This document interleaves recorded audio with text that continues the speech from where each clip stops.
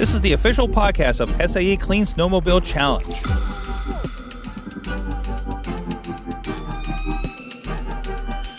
Hey everybody, welcome back to the show. This is Mike Sorg, the podcast and video producer for the SAE CDS series. We got a big one for you this week. This week, we're going to talk about standards, SAE standards. What happens in the rest of SAE? Of course, if you've been listening to the news program that's on this feed or in the video version on YouTube, our friend Scott has been telling us that these were coming up. You're going to learn about the ins and outs of SAE International, not just what's happening out there in the field at your competitions. And we do have with us the co-host of the CDS Action News Series and the University Support Specialist over with the CDS series, Scott Schultz. We added specialists to make it sound fancier this week. I know, I like it, and it's good to be back. Yeah, it's good to have you on the show in the podcast form, depending on what feed you're on here. Maybe it's the first time you've heard them in the general podcast with me along with them. So I'm very excited to have you back in the studio here, and we're going to learn a bit more about what are the ins and outs of SAE International. And we have two fantastic guests with us today. First of all, David Alexander, the Senior Director of Standards at SAE International. How are you doing, David? Very well, thanks. Thanks for the opportunity. Looking forward to the conversation. And then we also have Christian Thiele, the Ground Vehicle Standards Director at SAE International. Thank you very much for having me. Looking forward to our discussion. So let's get right into it. Can you guys talk about the creation process development for standards development here at SAE? Absolutely. So we actually have almost 10,000 active standards at SAE, and they're maintained by over 700 technical committees, working groups, and task forces. And these in turn comprise of over 14,000 experts and leaders from across the industries that we serve, the aerospace, automotive, and commercial vehicle sectors. So anybody that's listening here that is either an existing member of a committee, a contributor, or, and this is something we're really excited about, somebody that could become a member of one of these committees after the podcast, you're in great company. So here's how the process works. It all kicks off with the project initiation. So the committee confirms a project, assigns a writing team made up of experts from the committee, and then they set some deadlines and milestones for the project. The document draft is then developed through committee meetings, document working meetings, and alongside there's some great networking and community that we'll talk a lot more about as we go forward. But once a project leader that we call the document sponsor and his or her work group have fleshed out the document, they feel that it's in a good position to then take to the rest of the committee to get their views. They finalise the draft and prepare that final draft for balloting. The balloting process is really one of the most important parts of the process. This is giving that document to the committee, to the technical peers on that committee to deliberate and to make sure that when we put that standard out, it reflects the consensus of the stakeholder community, those all across industry, but also partners from the research community and government agencies. So the balloting process has to be of very, very high integrity. It's really important that it's very robust, very fair, very open, and very transparent. Now, once all of the comments have been resolved and we do come to that consensus, the document it then goes through the publication process, it's formatting, we check all the copyrights, and then it's published. But it doesn't stop there, and it's really important to note that this process is not a line, but a circle. So after it's published, the important part is then that it's used. It's in the market. It's used by industry. It's used by regulatory agencies. And then through that usage, we gain by experience. So we get that really important, that vital feedback from the users that we can then bring into the next revision of the document. These are living documents, and they go through an iterative process of improvement in that particular area. Wow, it's all very interesting, and a lot more goes into that than I would think a lot, but that's even more than I would even think. So what is the structural makeup of committees, and how do you solicit your members? Yeah, and this is a vital part of how we are and what we are and how we do things. SAE standards development committees are organized in industry-specific areas and generally use the following structure. where we have executive standard committees. These are established councils and confirm and appoint council chairs. We have council chairs and that are also voting members. And we have an at-large membership at discretionary that are discretionary of voting members as well. We also have a council that has an oversight and management of their SAE standards programs areas. And then we have a membership at discretion of voting members, chairperson that is nominated by the outgoing chairperson for concurrence by the respective council members. And then we have established technical committees as well that support that council. And then ultimately, those technical committees are the ones that do the majority of the work and effort. Their focus is obviously on document development and maintenance and promotion within their scope of the charter that is designed for that technical committee. And then membership is including at-large members at the discretionary respective to the chair. The committee chair is nominated by the committee's voting members and forwarded to their respective council for review and approval. And then the chair establishes task forces and working groups that the chair appoints. The critical elements of standards development efforts, and for us, we solicit through events. We have more than 450 events that throughout the year, throughout all of our organization. And the other key areas, obviously, SAE.org /standards/development. This site is very intuitive. It shows what standards are being developed, organizational charts. It allows us to coordinate meetings, schedule and respond to call for experts. It allows us to join a committee and helps also in bringing new proposed standards and new technologies, i.e. Automated technology, etc. And it allows us also to access all of the lists of standards that are under development for all the members that want to participate. The committee responsibility is obviously preparing and developing those standards, maintaining and promoting all of those standards, and then relevant technical reports within their scope. So there will be technical reports that are delivered as well.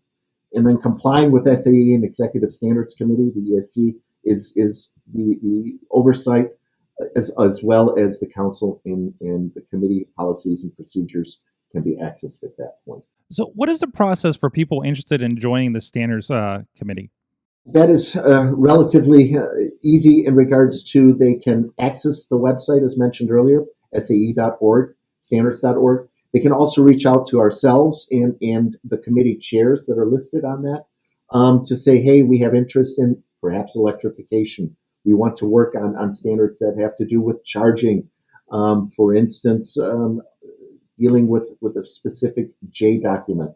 We can assign and direct them to those committees.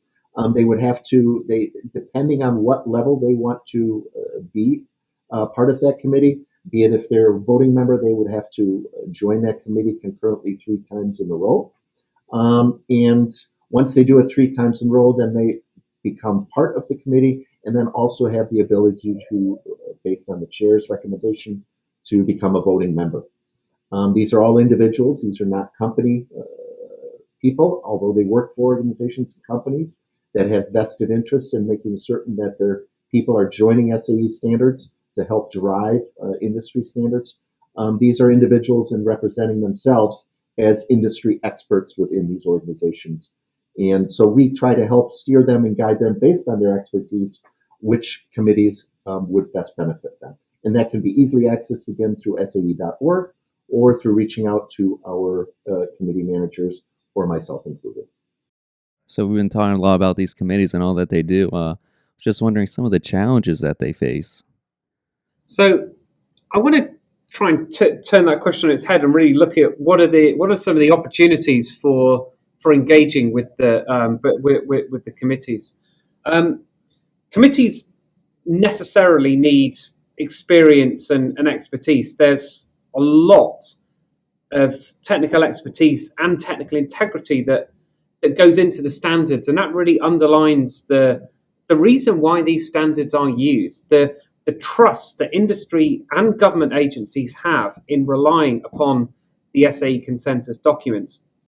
However, This doesn't mean that committees should be comprised solely of 30-year plus industry veterans.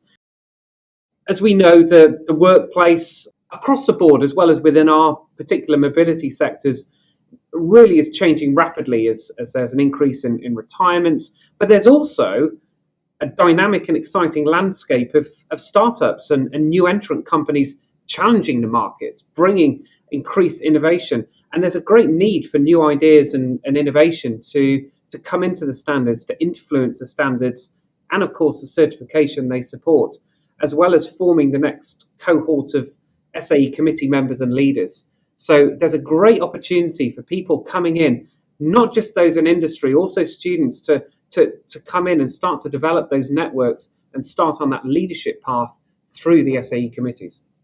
How can students get involved, and are there opportunities in current committees, benefits for any of these students joining right now?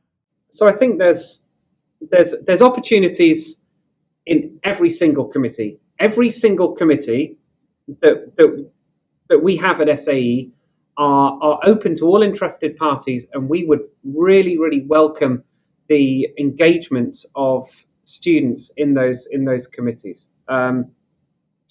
First of all, let's reiterate some of those benefits of participating with the with SAE standards that Christian had talked about. It's networking with a whole stakeholder set. So it's customers, it's partners, peers, suppliers, and regulators. It's gaining an overview of the industry rather than just a particular segment somebody's involved in. You're in a wider stakeholder set, and you're really gaining that overview of the wider industry that you're in. You're learning about the state-of-the-art technology. You're kept informed of the technical standardization landscape and progression. And also, you're not just contributing to a technical work. You're also, through that standard, influencing the global market by contributing to the standards development. So when it comes to students, this is really your opportunity to start this learning, to be growing within this network, growing your networks, developing your expertise actually alongside future employers and contributing at the same time. And we know that the industry members on that committee are really, really interested in seeing who's the talent coming up from universities that can sit alongside them in their professional careers. Yes. So in addition to that, obviously SAE's technical standard development program and its global presence fosters international participation as well, improving product performance and safety, promoting global market acceptance of new technologies, i.e. automated driving, charging infrastructure, etc. And ultimately what it does to these standard committees that we want to bring people into help industry and organizations and companies within industry to reduce costs, because now you have a group and an organization that is setting those guidelines for development and design and development, which is pretty vital to industry. What is the importance of students understanding and utilizing these standards? It's really workforce readiness. In addition to all of those benefits about engaging with the standards, the knowledge of using those standards, which may actually come through the participation in one of our design competitions, an aero design or Formula SAE or Baja and so on. It's being able to be familiar with and use what is a key component of working in industry, or indeed in the research world or in government. The industry is increasingly relying on consensus documents, on consensus standards, as it works through research, design, production, certification, maintenance, and so on. So having that understanding of what standards are, how they're being used, sets you up very, very well for success entering into the professional world. Absolutely, David. And along that line too, it's providing a forum for resolving common issues that the industry is faced with. So you're with your peers and discussing and solving these issues and problems, which is so vital. And on top of it, working with other mobility professionals and industry groups and government regulatory bodies is part of the growing experience for developing personal growth and leadership. So we're helping that along the way. And then obviously you are continuously staying up to date with the technologies and the emerging space, with current activities that are happening in the industry, and allowing yourself to develop those key contacts with key customers, suppliers, and industry professionals, which is vital as well. I'm sensing a lot of talk about, kind of that community around everything that seems to be ingrained in all of this. Absolutely. The output of the standards committee is a standard, but of course, but what's even more important to those that are participating is that community aspect, the network. One of the greatest insights I had very, very early on in my SAE career was talking to an engineering manager at Airbus, he was a sponsor of documents. He was a key committee participant. He actually led a couple of our technical committees, and now supports us in his after he's retired from industry. But he said that yes, that the standards are why we're there, but the real value he got was that he was able to engage with his peers. So he was at Airbus, and through his engagement in the committee and the community that was fostered through that committee, he was able to pick up the phone to his counterpart at Boeing and talk about a technical issue that they might commonly have, so they could work together and solving the issue together. And I think that's just a tremendous value of that community that we convene and we bring together through the standards table. That's great. Nobody's working in a vacuum in this industry. Yeah, absolutely. And I think what we recognize and understand right there is people always ask, so why are you standardizing? Why do you recruit people to come in and standardize? Well, it has to do with our mantra at the end of the day. We want to enhance safety. We want to create common language from a global aspect, improve the environment, harmonize global markets, facilitate trade through regulations. But more importantly, too, it truly increases productivity in processes for industry and the companies within that industry. It makes engineering easier. It reduces costs. It truly permits common interfaces with other industries and cross industries, i.e., for example, looking at the future of automated driving. You need not only now the vehicle, but you also need the infrastructure around that vehicle to communicate with that vehicle. So it brings other industries together to unite and communicate in a harmonious way, and then at the end of the day, deliver a safe product through standardization. Very cool. Thank you so much for taking the time to chat with us today. For everybody that's listening to the podcast, wherever they may be, remind me again, where is the website that people can check out more information or potentially apply? SAE.org, and that is really easy. And then just follow the standards link, and they can peruse there and just go throughout the website. It's very intuitive. Can you give an example of these, new technologies coming up that the standards are really important for, in that aspect of being on the same page as we're developing and moving forward? Absolutely, yes. So I think firstly, it's important to note that standards are no longer just harmonizing or stabilizing existing designs and processes. The standards table that we have at SAE is now being used to advance technologies, providing an agreed baseline on which people will innovate. And this is also critical in increasing time to market, where standards are developed collaboratively across industries and directly to support the regulatory framework. And that in turn gives industry and research partners, who are the innovators, the opportunity to play a direct role in partnership with the government. And also, as we will talk in more detail about particular technologies and standards for these markets, another key initiative at SAE right now is cross-sector collaboration. So for the first time, we are very deliberately bringing together the technical community through our standards committees to share lessons learned, to identify common requirements, build on existing solutions, and diversify supply chains. So some examples of new technologies being addressed in our aerospace standards program include electrification, particularly supporting advanced air mobility, air taxis and so on. And actually on that point, a lot of what's being done there in electrification is being taken and built on from the tremendous advances that have been made in the ground vehicle sectors. In addition to that, there are other alternative fuels and hydrogen. There's additive manufacturing or 3D printing. There's a huge amount around digital transformation and the role of data that can support health management, prognostics, and other areas. Artificial intelligence and machine learning is another key enabler to that we're standardizing now.